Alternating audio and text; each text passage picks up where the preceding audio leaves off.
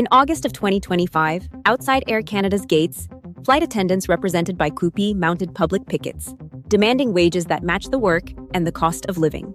Regulated safety checks, which we do an hour prior to boarding, we are not compensated for. Boarding, deplaning, if we're helping a passenger on the ground that is having a medical emergency, we're not compensated for that either. So it's a large portion of our workday. It averages about 35 hours a month that we are at work, not paid. Officials say in total, about 700 Air Canada flight attendants are lined up here at Toronto Pearson Airport, both at Terminal 1 and Terminal 3, in silence, protesting across 4 major Canadian cities, holding this National Day of Action, protesting essentially against their working conditions. Talks have strained, deadlines have slipped, and the prospect of job action has hovered over Canada's carrier. While across the border, attendants at American, APFA, and United, AFA, CWA, have staged coordinated airport demonstrations after years of stalled bargaining. United Airlines flight attendants are calling on their company to return to the negotiating table. They picketed today outside United's Chicago headquarters.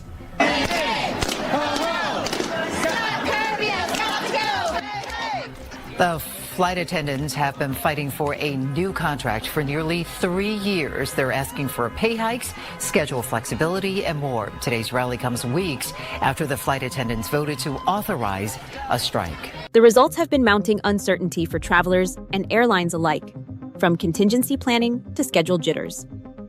This is the front line of a wider crisis: how flight attendants are paid and what their work is worth.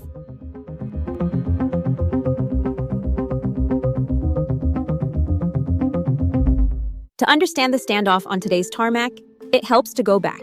Because the way flight attendants are paid is a legacy system that predates modern air travel economics. In the early jet age, stewardess jobs were tightly controlled, with marriage bans, age caps, and appearance rules that lasted into the 1960s. Organizing was the counterweight. The Association of Flight Attendants traces its roots to 1945, and by the 1970s, a wave of lawsuits and Title VII enforcement dismantled discriminatory policies. Title VII is violated when the workplace is permeated with discriminatory intimidation, ridicule, and insults that are sufficiently severe or pervasive as to alter the terms and conditions of employment. But pay structures changed more slowly, and a crucial feature endured: compensation tied largely to block time. Block time is the clock that starts when the aircraft door closes and ends when it opens. Boarding, deplaning, delays at the gate, and many ground duties don't count toward the hourly rate. According to the Association of Flight Attendants, CWA, this convention became industry standard when airlines aligned cabin crew pay with pilot scheduling metrics, long before today's hub-and-spoke congestion and extended boarding processes. In Canada, unions such as CUPE say the same practice is common, with per diems for time away from base, but no full hourly pay until the aircraft moves. We do not want to be here. Our flight attendants certainly do not want to be here. But these workers, who are mostly women, have waited too long to have their issues addressed. They have been subject to unfair treatment and exploitation every day on the job for far too long. They have waited over 10 years to have their voices heard. 2 policy shifts hardened the model. First, U.S. airline labor has been governed by the Railway Labor Act since 1936, channeling bargaining through federal mediation and often stretching negotiations over years. Second, the Airline Deregulation Act of 1978 intensified cost competition. After deregulation, and again after 9/11, carriers leaned on reserve systems, trip rigs, and minimum monthly guarantees to control costs while keeping the core gate-to-gate pay logic intact. Unions have chipped away at the edges. AFA-CWA's Pay Us for Boarding campaign pushed the issue into public view. Our flight attendants love their job. Our flight attendants love their passengers and love all the things that we do. But a lot of them have to leave because they can't afford to live, and that's not okay. In 2022, Delta, whose flight attendants are non-union, announced partial boarding pay, a notable first for a major U.S. airline. Starting in June, Delta Airlines is giving flight attendants a raise. They'll be paid for their work during the boarding period. Yeah, that's exactly right, Mimi. Maybe you're like me. You've needed help getting a bag or two up on those overhead bins. All of that was time that these flight attendants were not getting paid for. Hourly pay started when that plane door closed. Now flight attendants will be paid during boarding at half their hourly rate. Although according to Delta, boarding will be based on the length of scheduled boarding time. So it's unclear if this is some sort of max time. But their times are also changed. Safety rules also progressed, including the FAA's 10-hour minimum rest for flight attendants implemented in 2022. Yet the central pay clock remains. That history matters, because today's tensions are not an anomaly. They are the product of an older system meeting new economic realities. And those new realities are brutal. There were very strict physical requirements for flight attendants back in the 70s, extremely hard. You had to have makeup on at all times, you had to have lipstick on, you had to have nail polish. The most you could weigh was 119, but if you got to that weight, they would torture you and put you on weight check. And I had that experience a few times, and it wasn't very... They start with a simple math problem. Most flight attendants are only paid for block time, from the moment the aircraft door closes to when it opens at the destination. Boarding, deplaning, delays at the gate, and long connections in the terminal often go unpaid, even though attendants are on duty. A few U.S. airlines have recently added partial boarding pay since 2022, but the industry norm still centers pay on airborne minutes. That structure collides with today's costs. A first-year attendant at a North American carrier might earn a flight hour rate that seems decent on paper, but with guaranteed paid hours, typically around 70 to 85 per month, the base paycheck can be thin. Per diem allowances for time away from base, often around $2 to $3 per hour, help. But they're meant to cover meals and incidentals, not rent or childcare. The result is an effective hourly rate that can slide far below the headline pay rate once all duty time is counted. The averages hide a wide spread. In the United States, the median annual wage for flight attendants was $67,020 in May 2023, according to the Bureau of Labor Statistics. I was a flight attendant for 6 years, and I was with one of the biggest airlines that you could possibly imagine. One, your whole entire life depends on seniority. And what I mean by that is when you get hired, that's your seniority date. That dictates everything. Dictates what aircrafts you're flying, what holidays you're flying, if you have weekends off, you can hold certain dates off. A figure pulled upward by seniority pay scales and the ability of experienced crew to bid more hours and premium trips.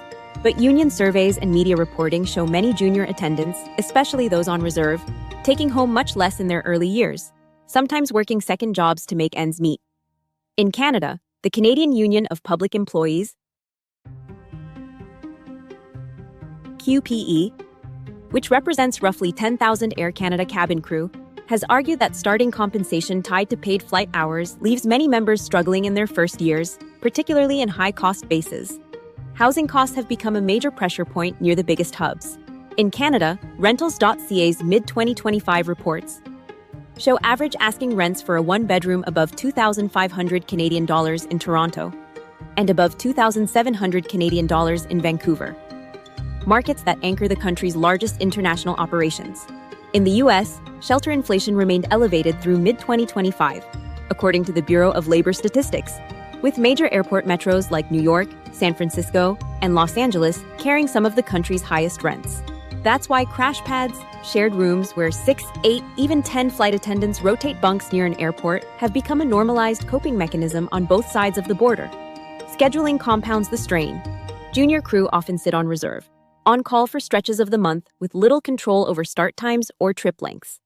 An assignment can turn into a 12 to 14-hour duty day under US FAA and Canadian Transport Canada limits, yet only a fraction of that is paid flying time. A 10-hour minimum rest rule for U.S. attendants took effect in late 2022, improving rest at hotels, but commuting time to and from bases or to crash pads still sits outside the clock. The fatigue is real, and it's financial as much as physical. Layered on top is a legal framework that makes change slow. In the U.S., airline labor falls under the Railway Labor Act, which channels disputes into lengthy mediation and makes strikes rare without federal sign-off from the National Mediation Board. In Canada, flight attendant bargaining is governed by the Canada Labour Code, with the Canada Industrial Relations Board able to review and delay work stoppages if essential services could be affected. These guardrails aim to protect the traveling public, but they also prolong periods where workers feel stuck with outdated compensation rules. So the present crisis is not simply about pay rates, it is about pay coverage. It is about how many of the hours flight attendants work are recognized, and how the cost of living at major hubs has outpaced early career earnings. That's why protests, informational pickets, and high-stakes negotiations have intensified across North America, from Air Canada bases to big U.S. carriers, as crews push to make the economics of the job viable again. And that brings the debate to an uncomfortable contrast: the industry's financial rebound versus what the people in the cabin actually take home. According to IATA's June 2024 outlook, the global airline industry was on track to earn $30.5 billion in net profit on $996 billion in revenue, nearly back to pre-pandemic scale. North American carriers have been the profit engine of that recovery, buoyed by resilient demand, premium leisure, and corporate travel gradually returning. Balance sheets are healing, but for many crews, personal budgets are not. Executive compensation underscores the gap. Delta Airlines reported CEO Ed Bastian's 2023 total compensation at about $34.2 million. Delta 2024 proxy. American Airlines disclosed $31.4 million for CEO Robert Isom. AAL 2024 proxy. United Scott Kirby received roughly $18.7 million. UAL 2024 proxy. In Canada, Air Canada's 2024 Management Proxy Circular shows CEO Michael Rousseau's 2023 compensation at roughly $12.7 million Canadian dollars. Boards argue these packages are tied to multi-year performance and stock awards. But on the line, those figures set the reference point for what the industry can afford. Flight attendant earnings follow a very different logic. Pay is tied to block time, door closed to door open, with typical minimum monthly guarantees in the 70 to 80-hour range, plus modest per diems for time away from base. The Association of Flight Attendants CWA notes this structure excludes long stretches of unpaid work, from boarding to delays. In the United States, the Bureau of Labor Statistics put the median annual wage for flight attendants at $67,020 in May 2023, a figure that blends seniority, premium flying, and overtime. First-year earnings are far lower and heavily dependent on picking up trips. In Canada, unions representing crews at major carriers describe a similar pay architecture, where early career take-home pay is often strained by high housing and commuting costs near hub airports. Inflation has compounded the squeeze. U.S. consumer prices rose roughly 20% between 2019 and 2024. According to the Bureau of Labor Statistics, Canada's cumulative inflation over a similar period was in the high teens per Statistics Canada. Contracts negotiated before or during the pandemic, especially those that froze or limited raises, have not always kept pace, even as carriers reported record or near-record revenues in 2023 to 2024. This divergence raises a simple question. When profitability returns, who participates in the upside? Unions argue that post-pandemic gains, from fuller planes to robust ancillary revenue, have largely accrued to shareholders and executives, while frontline employees have been asked to do more with less. Management counters that wage growth is coming through ongoing negotiations and that capital has also been directed to debt reduction, fleet renewal, and operational resilience. Both things can be true, but the perception of imbalance is fueling today's unrest. If airlines ask crews to be the face of safety and service during the busiest travel years on record, labor argues the pay model should reflect that responsibility, not just in headlines about profits, but in hourly rates, paid time, and predictable earnings growth. So what would change look like? Across North America, unions are pushing for contracts that pay for all duty time, not just wheels up to wheels down. The Association of Flight Attendants, CWA, says boarding pay, delay pay, and clearer duty rigs are now core demands, alongside higher base rates and predictable step increases. In Canada, QPE, which represents roughly 9,500 Air Canada flight attendants, has leaned on federal mediation, airport demonstrations, and strike authorization votes to move talks forward, signaling that the current model is no longer acceptable. Some reforms are already on the books. The U.S. now mandates a 10-hour minimum rest period for flight attendants between duty days, a safety rule finalized after years of advocacy. But unions argue rest without fair pay leaves the underlying economics unchanged. And they want per diems, hotel standards, and schedule control improved to match today's costs in hub cities. Outside the bargaining room, support networks have become a lifeline. Informal crash pad co-ops near major airports help spread rent. Mutual aid groups coordinate grocery cards, emergency grants, and ride shares during irregular operations. Employee assistance programs are expanding mental health services, while peer-to-peer hotlines, often run by union locals, coach new hires through budgeting, reserves, and fatigue management. Airlines counter that broader pay for duty time would raise unit costs and pressure fares. Labor's response is that safety-critical work deserves transparent, reliable compensation, and that stable crews reduce disruption costs. Which path prevails will be decided at the bargaining table, in regulatory hearings, and, if talks stall, on the picket lines. The stakes are clear: a pay model built for a different era, and a workforce asking whether the economics of air travel can finally catch up to the job they already do.